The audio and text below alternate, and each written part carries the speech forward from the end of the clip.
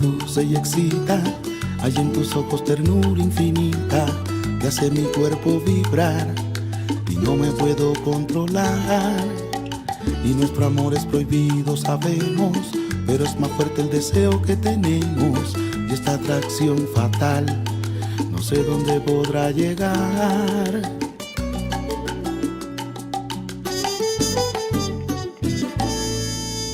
Y yo sigo esperando el momento y tú sigues haciendo el intento de no dejarte llevar por ese instinto animal. Y serás mía, los dos lo sabemos, y seré tuyo porque ambos queremos. Y esto solo va a parar el día en que nos desnudemos. Es que Cupido se equivocó. Hey, thanks for joining me on this week's hempisode, the first hempisode of November. Remember the 5th of November. As you can tell, I'm on a gravel road. A little washboardy at times, eh? We're heading out to see a friend.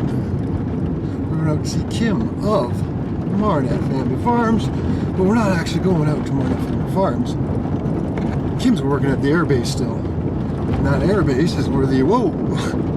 That's where the fire crews are stationed during fire season. So some of you maybe remember from the deleted channel that, yeah, we came out here in 2017 when full tilt boogie, helicopters everywhere, crazy chaos. It was almost like a military camp.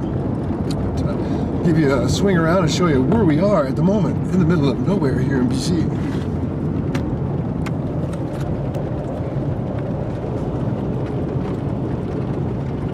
Alright, eh? Wouldn't want to be going off the side there. Fuck, man. You might roll over. Whoa! So yeah, lots of fun places to play out here.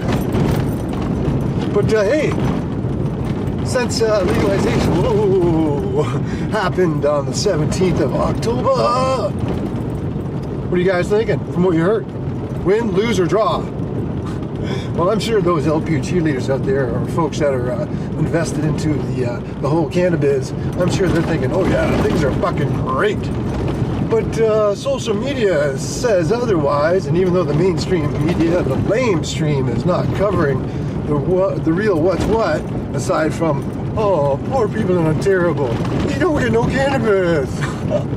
All right, no, but seriously, seen lots of shit about underweight stuff, just crappy stuff. Fuck, Rod even left a comment on one of my videos there talking about how he had to try a gram of that weed in the old province of Manitoba, and it was 1 gram of weed and 200 grams of fucking plastic packaging and shit for $14.69, and he was not happy with the product. Let's just say that. So yeah, this is where they usually set up that fire camp when they have them out here. You got guys in trailers and tents doing the whole thing, full tilt boogie. But it's also, most of the rest of the year, our local firing range.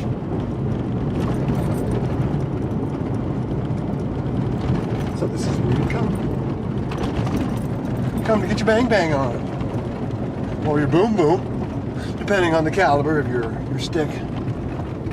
So they've got some little shooting areas, a bit of an outhouse happening.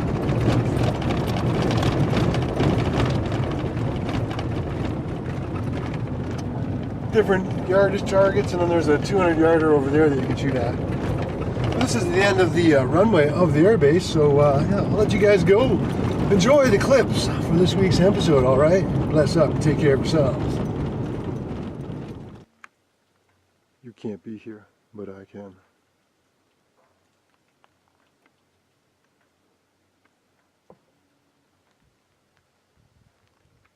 I'll zoom in on those mountains.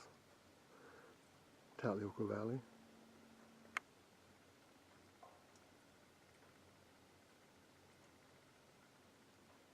BG Day. The marsh.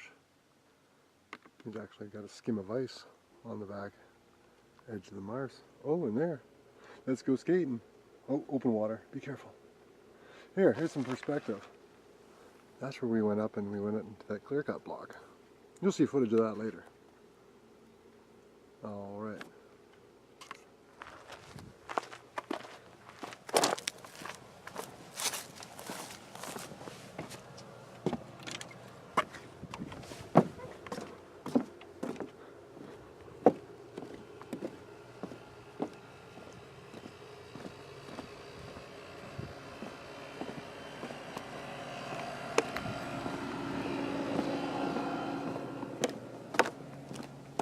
Pretty nice, eh?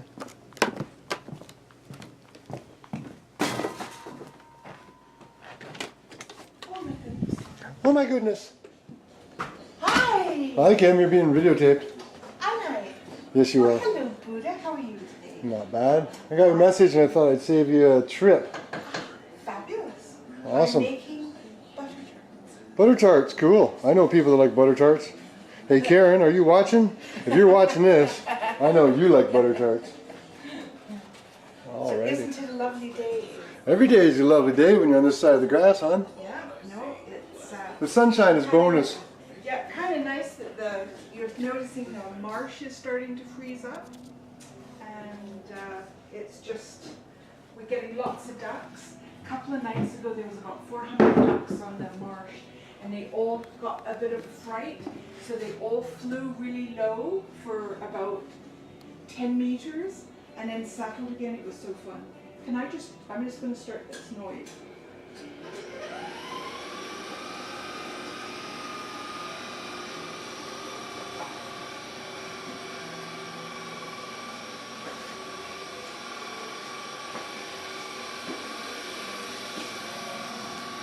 So that's Kathy, for those of you that don't know. Truck on a stick video. Les's wife, she passed last year.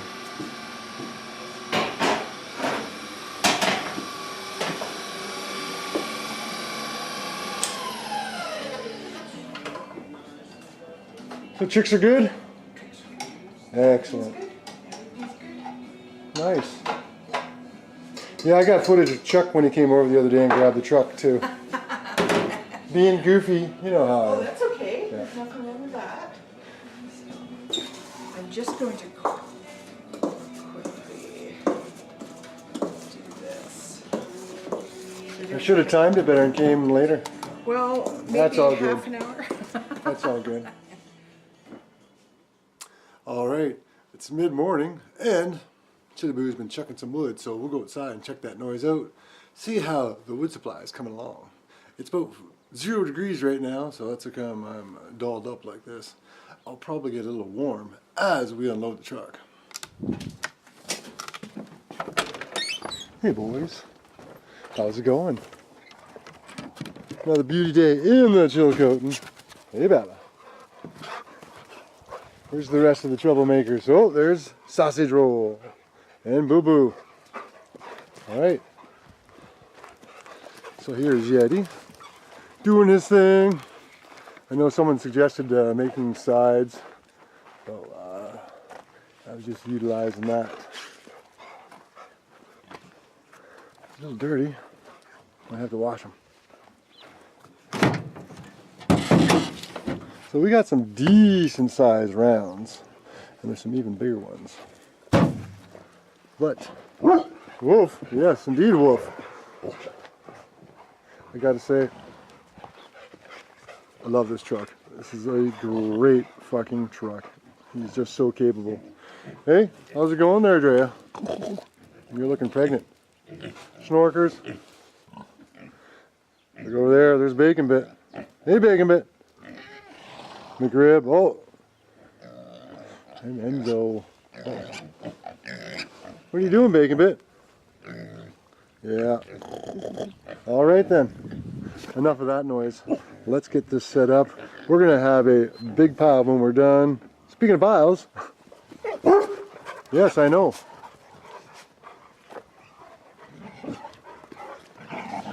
So this is 8 feet wide, 12 feet long, and 4 feet high currently.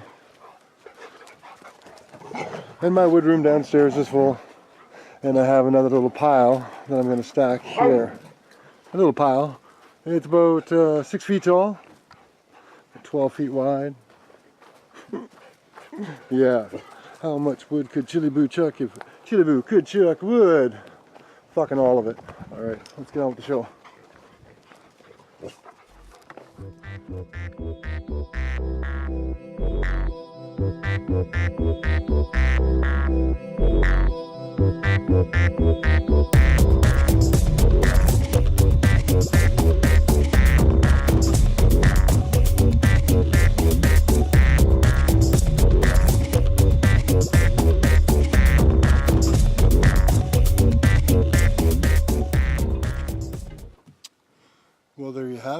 See size some of those rounds at the end there?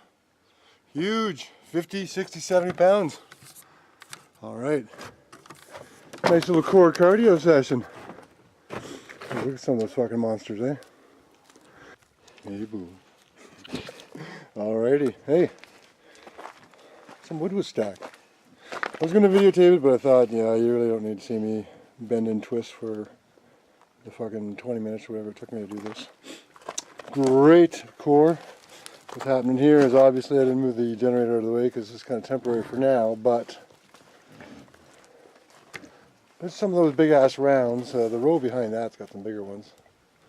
And then obviously I filled up that one there. So in the last episode, October Roundup, a little bit of time-lapse action of myself and Mrs. Chiliboo snagging some of this up at that giant cut block. I'm not a fan of logging at all, and clear cuts are fucking ugly, and it's kind of goofy walking through the middle of a forest, and all of a sudden you walk into an area and you're standing in, you know, dozens and dozens of square blocks of nothing. And the other thing that's kind of disgusting, I'm not going to extrapolate on too much with the logging industry, but the fact that when they send their tree planters in to replenish the trees in said cut blocks, they do not put in indigenous trees to the area. They put in breeds that are meant to mature faster than are not, you know, natural to this part of BC. Not a bad little round, eh? Got a couple. So with this awesome amount of wood, you know, I'm trying to get a couple of years supply here. It comes with a degree of, some degree of being bittersweet, so to speak. And I'll extrapolate that once I put it into context for you. Some of you that have followed me for a while recall that 2017 was the worst wildfire season in British Columbia history.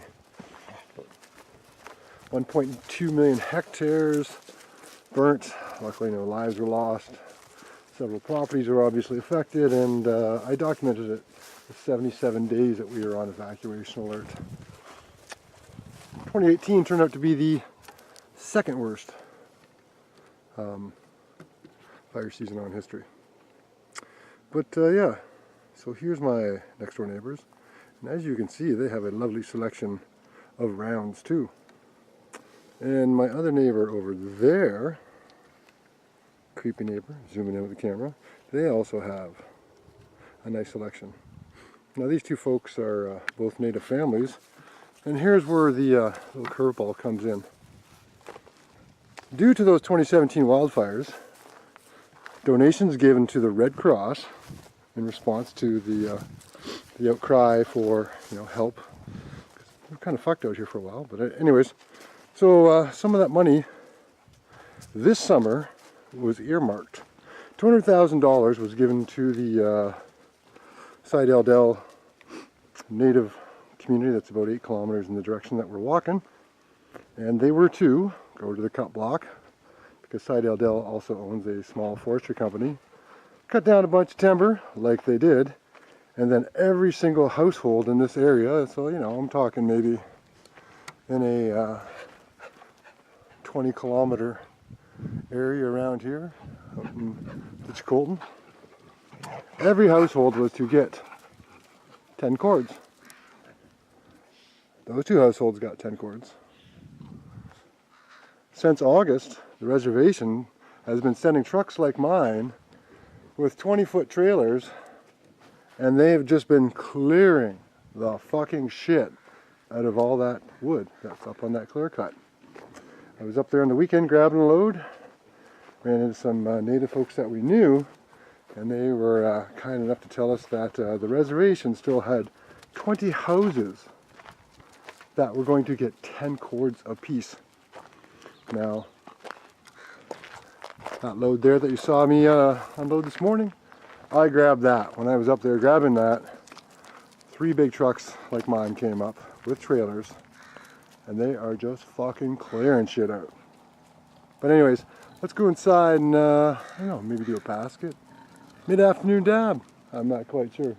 I'll see you in a minute though. Alright, so I'm going to sort of go off on a bit of a tangent, and before I do that, I'm going to preface it because it sort of goes along with the disproportional gathering of wood, cut wood that is. The big thing is August, September, it's the end of October. For 2.5 months, pretty much no white folks out here knew that that wood was available for us, that it was meant for everyone in the area. The natives basically had put forth the sort of the indication that it was cut by them and it was for them. It was only recently that we learned that $200,000 was allocated from the Red Cross towards their company to go to those cut blocks, cut all that wood with feather bunchers, it was like 14-inch lengths, and it was for everybody in this area. But I digress. I have a letter to the local paper in Williams Lake, the Williams Lake Tribune, a couple of hours east of us, and I want to say, and this is what I'm prefacing here, I understand, I'm cognizant of poverty in all cultures around the world.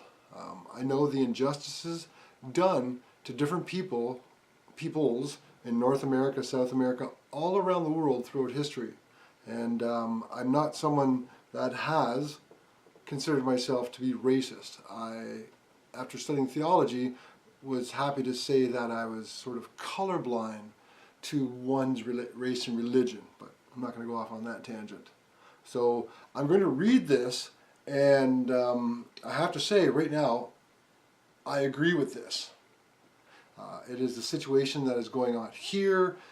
Different areas have different sort of factors that need to be applied to them when it comes to indigenous cultures, interaction with whites, interaction with businesses, corporations, governments, what have you. It's not fair for anyone across the board, and disproportionately so. Again, indigenous cultures in this country are charged more so than white folks. They're incarcerated more so than white folks, and it almost mirrors sort of statistics of African Americans in the States. So, holy fuck, eh? Going off on a serious tangent here. So, let us get a dab of some of that beach live resin, courtesy of Liberty Farms. All right, brothers and sisters, thanks for joining me. Thanks for keeping an open mind. Again, I'm not sharing this and trying to spread hate or any negativity. I'm just giving you the what's what of where I'm at.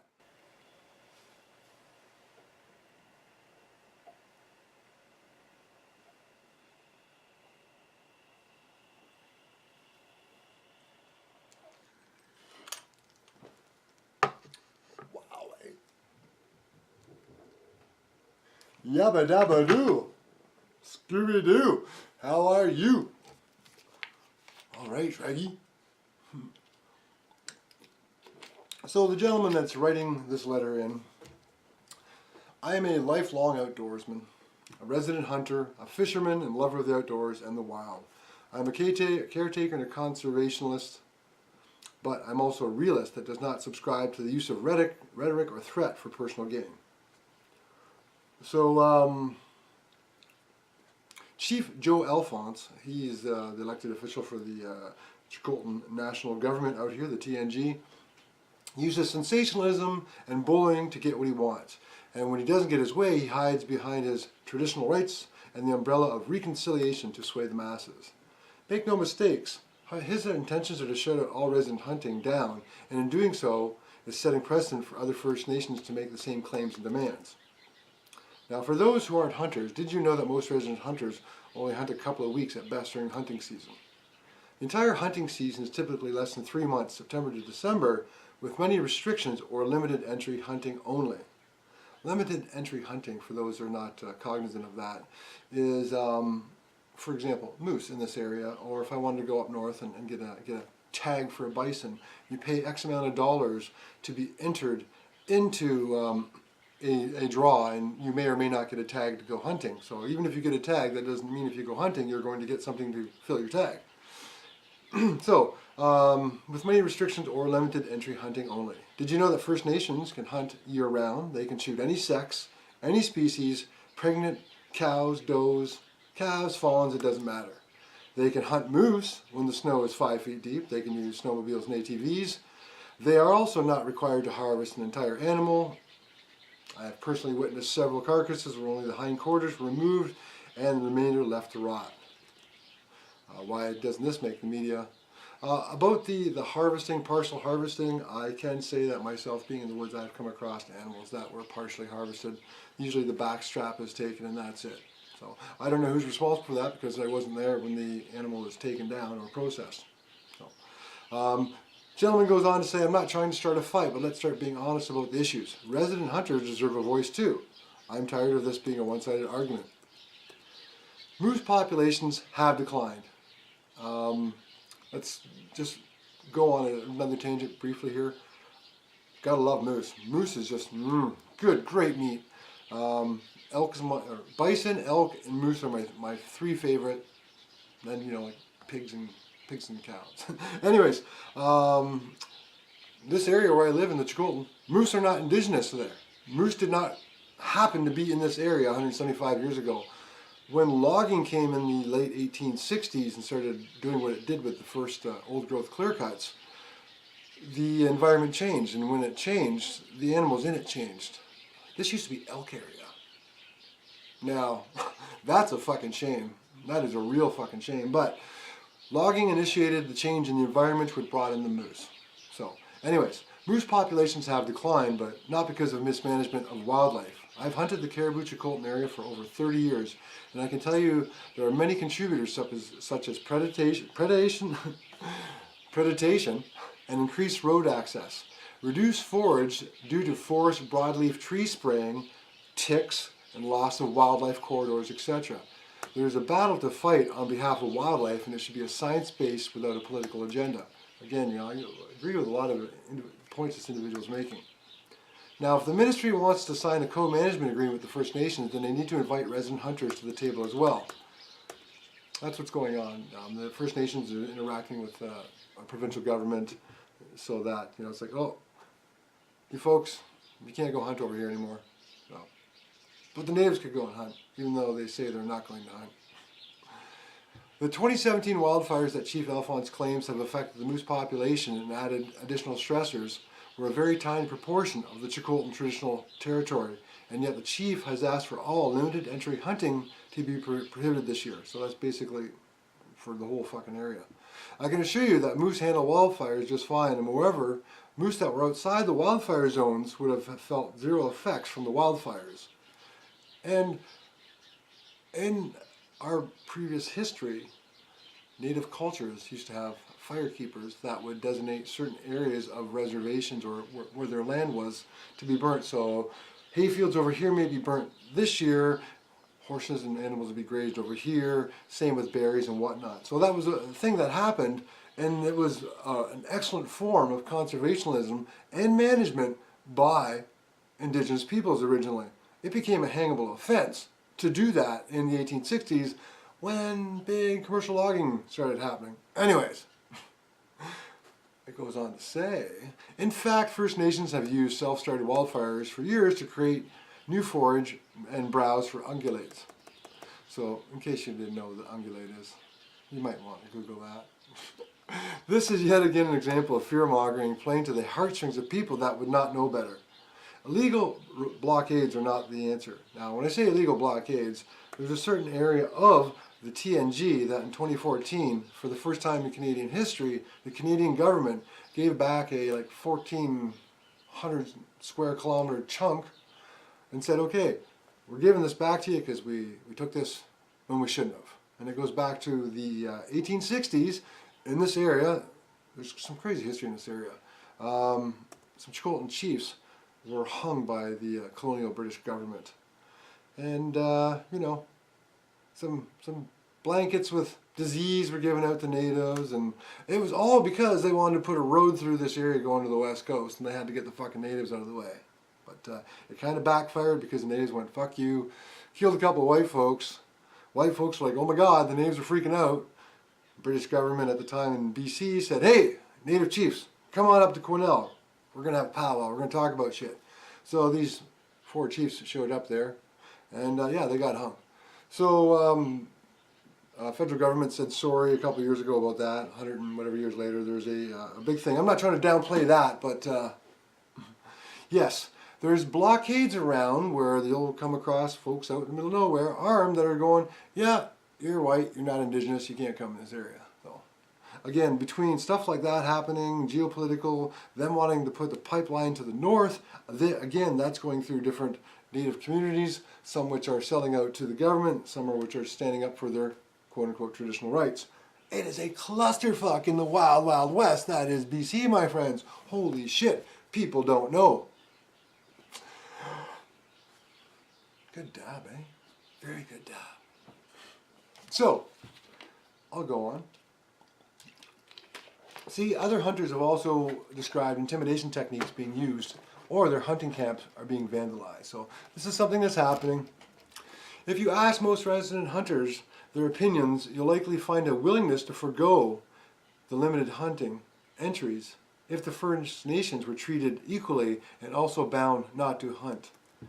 Then it goes on to say, did you know that the moose are not indigenous to the Caribou and are not a traditional food source for First Nations in BC? If we were truly talking about tradition, then explain why First Nations somehow reserve the right to hunt in vehicles, on ATVs, at night, with lights and using high-powered rifles, and none of these means are traditional, yet they are overlooked by the media and the government.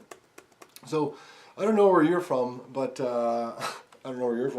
but here, when you're hunting, you can't go out with a giant fucking 1,000,000-watt spotlight and freeze an animal in it at night and then fucking shoot it. It goes on to finish, I respect First Nations and want nothing more than to see a quality and science-based approach to wildlife management in BC and in Canada in general. Everyone needs to come to the table on common ground and stop making demands that have zero merit in the real world and only serve to divide us further. So that's the thing. It's about creating a diversion, and I can extrapolate on that, but I won't. Our province and this country deserves better. Being a steward of the land takes leadership and diplomacy, not threats and intimidation. So as someone that is a hunter, in this province, to become a hunter, you have to take a program called CORE, and it's basically conservationism and gives you education about the environment in which you're going to be hunting in. I am all for Indigenous folks having certain rights that obviously go beyond those of us that are not Indigenous to this country, but there are certain things at play that, again, you have an Indigenous culture that the traditions have rapidly been eroded. At one point in time, the potlatch was banned, and that's basically the oral tradition, and the oral tradition of passing on Native history. That was banned for 100 fucking years. I can Google that. I should Google that right now. Potlatch banned BC. Let's see what that does. Potlatch ban. There you go. Here's a couple of things. I'm just going to hit the Wikipedia one. The potlatch ban was legislation forbidding the practice of potlatch passed by the government of Canada. It began in 1885 and lasted until 1951. So that was remained part of the Canadian Legal Code until 1951, when Section 149 was deleted from the revision of the Indian Act. Ridiculous. So potlatch means to give or a gift in the Chinook jargon. Feasting, dancing, and giving of gifts were all intended. So it was a way to celebrate your people's history and to interact with other people's, sharing your traditions and whatnot. So again, another example, in this country alone, at the injustices done, so I'm not trying to come back across as a contour, racist in any way, shape, or form. Trust me, I understand. I've seen it. I have been incarcerated with my Native brothers and know what it's like. I've been through the Children's Aid Society and seen what it's like for Native kids, and talk about getting the fucking short end of the stick. I'm gonna stop this rant before I do that last dab. It's like a 15-minute bit already. But it's out there, it's on the interwebs, you can Google it.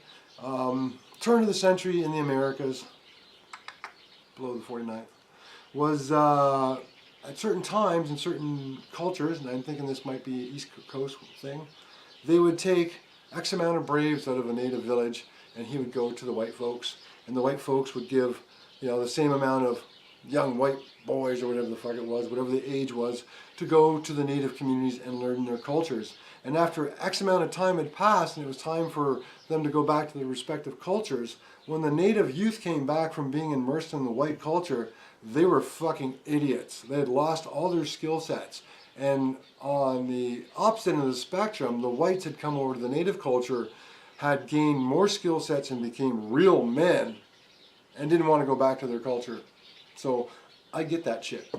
Anyways, I hope you know that I haven't been hating. I'm just talking about some of the shit that's going on in our just geopolitical nightmare that exists in my corner of the world, your corner, here, there, and everywhere. That's how come I don't conscribe the politricks. Politricks and religion, two things used to rattle the monkey mind and make us have fucking too much division from one another.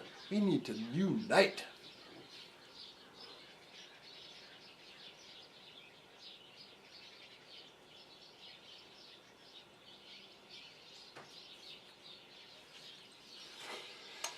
All right. So, thank you for your time. Enjoy the other clips. And Lord knows, I enjoyed that Evo rip. Here he goes. One shot over, Chuck. One shot over. Don't run over the British guy. Yeah, try not to. I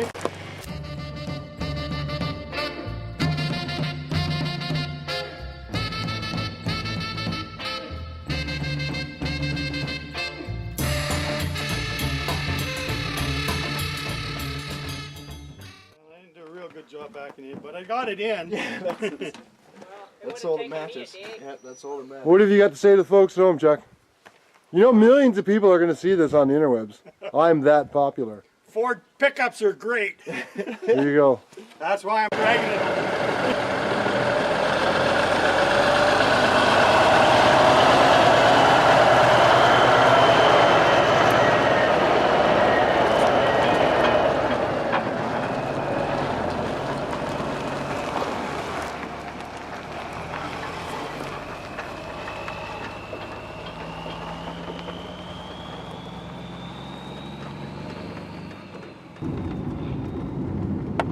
So yeah, that was a little bit of a visit with Kim.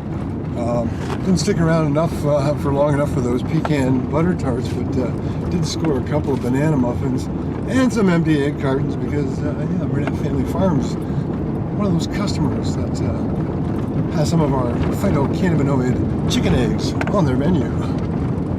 Anyways, thanks for joining us for this week's episode. Gotta make sure I don't drive off the old gravel road here. That'd be a bit of a bitch. A little bit bumpy. Make for some good footage for all you guys though. Anyways, remember, take care of yourselves as we take care of one another. Until I see you in the next episode, peace, love, and blessings from the farm to you.